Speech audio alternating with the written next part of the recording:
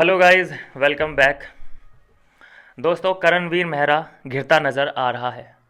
मैं चाहता हूं दोस्तों कि कोई तो ऐसा ये काम कर दे घर के अंदर जो कि मैं इसकी तारीफ़ कर पाऊं, क्योंकि मैं बोर हो चुका हूं इसकी घटिया हरकत देख देख के, और इसको एक्सपोज कर करके अब मुझे मज़ा नहीं आ रहा है। कोई ऐसी बात ही नहीं मिलती है। ये जो भी बात कर रहा है बिल्कुल हवा में कर रहा है, बिल्कुल बात इसकी किसी भी बात में लॉजिक नहीं मिल रहा है मुझे। अभी दो बातें हुई हैं घर के अंदर जो सामने आई हैं। पहली ये बात कर रहा है रजत दलाल से कि देखो भाई रजत दलाल, मैं अपना बैकग्राउंड बता देता हूँ कि मेरी मम्मी पुलिस विभाग में है और इस नाते मैं वुमेन की बड़ी रिस्पेक्ट करता हूँ, और जिस तरह से तुमने शिल्पा जी को तू करके बोला है मुझे अच्छा नहीं लगा। अभी ये रिस्पेक्ट वाली बात कर रहा है, वुमेन की बड़ों का आदर करने वाली बात कर रहा है। और ये वो ही करण मेहरा है जिसने अविनाश के मम्मी पापा को गाली गलौज कर रखा है। अविनाश को शुरू के 2 हफ्ते तो ये बोला था कि तेरा बाप मैं हूँ। तो ये वही है करणवीर मेहरा। इसमें क्या कहना है करणवीर फैन का, थोड़ा सा अपना मार्गदर्शन करें। कोई जवाब नहीं हो सकता। और बता किसको रहा है अपने बैकग्राउंड के बारे में? रजत दलाल को बता रहा है। तेरा वो बैकग्राउंड ख़त्म कर देगा भाई, उसे बैकग्राउंड बताने की गलती मत कर। ये नहीं करवा पाएगा अपनी तारीफ। मैं सोच रहा हूँ कि कोई तो ऐसा एपिसोड हो ये ब्लंडर ना करे, फेंके कम, नकलीपना कम दिखाए, लेकिन अब ये ब्लंडर करने लगा है बहुत बड़े बड़े। दूसरा जो इंसिडेंट जो टाइम गॉड के लिए टास्क चल रहा है, रिश्तों की क्लियरिटी, ये एक टास्क चल रहा है जिसमें पूछा गया कि भैया बता तेरा रिश्ता यहाँ पे किसके साथ बिल्कुल प्योर क्लियर क्रिस्टल क्लियर है। तो चुम, शिल्पा और एक अविनाश। अविनाश के साथ दुश्मनी का रिश्ता मैं बहुत अच्छे से निभा रहा हूँ और आखिर तक निभा, चलो नो डाउट तू दुश्मनी इसी लायक है, तू दुश्मन के लायक ही है, तुझसे कोई दोस्ती एक्सपेक्ट कर भी नहीं सकता। अच्छा, ये इसने शिल्पा को अपना दोस्त बोला। शिल्पा पे ये 2 बार शक कर चुका है कि ये मेरी साइड में है या विविन की साइड में है। आपने देखा होगा इसने टाइम गॉड वाले टास्क में भी शिल्पा का साथ नहीं दिया था, और कंग्रेचुलेट करते हुए रजत से बोला कि यार ये दोनों तरफ खेल सकती है, मुझे विश्वास नहीं है इस पर। और एक बार चुम से यही डिस्कस किया था कि ये दोनों तरफ, वही जेलसी फैक्टर है कि विविन की साइड है या मेरी साइड है, मैं यही कंफ्यूज रहता है मुझे। दूसरा चुम का नाम लिया। चलो चुम को मान लेते हैं, क्योंकि चुम को क्या है कि शादी करने वाला है चुम से, तो उस पर विश्वास तो करना ही पड़ेगा।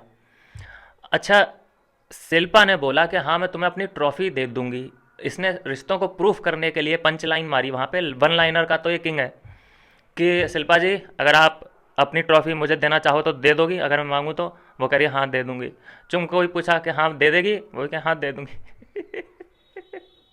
बेचारियों को ज़बरदस्ती बुलवाया गया है यहाँ पे। कोई अपनी ट्रॉफी कैसे दे सकता है? चाहे तुम उससे शादी ही क्यों ना करने वाले हो, लेकिन वो शादी के बाद तुम ले जाना उस ट्रॉफी को, लेकिन वो ज़रूर यहाँ से कोई भी है ट्रॉफी लेके अपने हाथ से जाना चाहेगा। तो यहाँ पे क्या है कि इमोशनल कार्ड खेल दिया और उन दोनों को हाँ में सर हिलाना पड़ा। अच्छा, यहाँ पे जो दिग्विजय ने भाई साहब क्लीन बोल्ड किया है, जो पकड़ा है ना, बिल्कुल गले से पकड़ लिया कि ये वही शिल्पा जी हैं। अभी तो ये कह रही हैं कि मैं ट्रॉफी दे दूंगी करणवीर को, और ये वही शिल्पा जी हैं जो नॉमिनेट करने के लिए बिल्कुल तैयार हैं, कर भी दिया है नॉमिनेट, करणवीर को बाहर भेजने के लिए तैयार हैं। तो ये भैया कैसा रिश्ता है? और उसके बाद एक और खुलासा हो गया उसी वक्त कि भाई ये रिश्तों की बात ना ही करे तो ठीक है, क्योंकि सबसे ज़्यादा अगर ये किसी को जानता है यहाँ पे तो ये मुझे जानता है। और मेरे साथ इसका बर्ताव देख लो आप सब लोग कि ये कैसा है। ये मेरे से नहीं निभा पा रहा है, तो यहाँ पे तुम लोग जो आए हो 3-3 4-4 दिन पहले, ये आप लोगों के साथ लॉयल्टी निभा सकता है? आप कैसे सोच सकते हो इस बात को? OMG, ऑलमोस्ट टाइम गॉड जो धक्का मारा है। मैं कितनी भी बार उस सीन को देख रहा हूँ, मेरी हंसी रुक नहीं रही है यार। ये बहुत बेइज्जती है यार, बिल्कुल हर जगह करणवीर को बेइज्जती का सामना करना पड़ रहा है भाई। इससे अच्छा तो वही वाला कैरेक्टर ठीक था। सुबह सुबह उठना, आराम से अंडे की आमलेट खाओ, साइकिल चलाओ, जिम करो, थोड़ा बहुत काना फूसी करो और सो जाओ। ये सही थी दिनचर्या। अब तुम एक्टिव होकर दिखा रहे हो, उस एक्टिवनेस में गलतियां ज़्यादा कर रहे हो, हीरोपंती कम हो रही है तुम्हारी।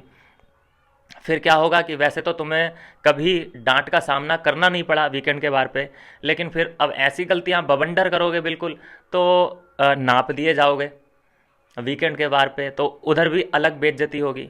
कहाँ कहाँ बचोगे? तो मुझे लगता है कि करणवीर मेहरा बहुत ज़्यादा हर किसी से दोस्ती दुश्मनी मोल लेता दिखाई दे रहा है, क्योंकि अपनी ही बातों में फंसता दिखाई दे रहा है।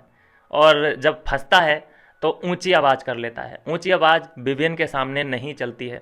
इवन विवियन ही क्या, दिग्विजय के सामने नहीं चलेगी, अविनाश के सामने नहीं चलेगी। भाई ऊंची आवाज़ में तुम अपनी गलतियों को छुपा नहीं सकते हो। तो ले देख के अब करणवीर के पास है ही कौन। देखो उसने 2 नाम लिए हैं, 2 रहेंगे उसके साथ तो रहेंगे, अदरवाइज उसके साथ अब इतने लोग हैं, मतलब 14-15 लोग और हैं। तो वो लोग क्या सोचेंगे इन तीनों के बारे में कि भाई हम तो इनकी गिनती में हैं ही नहीं, तो हम क्यों भैया इन लोगों से इस्तेमाल हों वोट के लिए। तो इन लोगों से तो दूरी बनाना ही ठीक है। तो अब यहाँ से सिनेरियो ये बनेगा कि विपिन और अविनाश का ग्रुप स्ट्रांग होगा, और स्ट्रांग ना भी हुआ तो ये जितने भी और लोग हैं जो अपने आप को न्यूट्रल बोलते हैं, ये लोग इज्जत करना शुरू कर देंगे अविनाश और विपिन ग्रुप की, कि हाँ भाई मान गए, जो कि तुम 4 लोगों ने इन सब को तोड़ के बिखेर के रख दिया है। तो ये होती है भाई लॉयल्टी, एक्शन में दिखती है।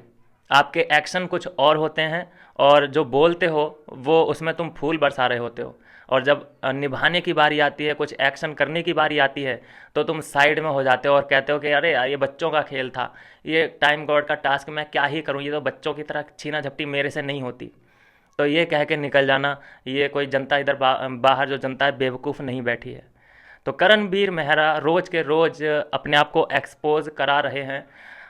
हो सकता है कि कोई ऐसा दिन आए कि मैं करणवीर मेहरा के खेल की, उसके गेम की तारीफ़ करूं, लेकिन मुझे लगता है कि अभी मुझे थोड़ा सा और इंतज़ार करना पड़ेगा। मिलता हूं नेक्स्ट वीडियो में नई अपडेट के साथ।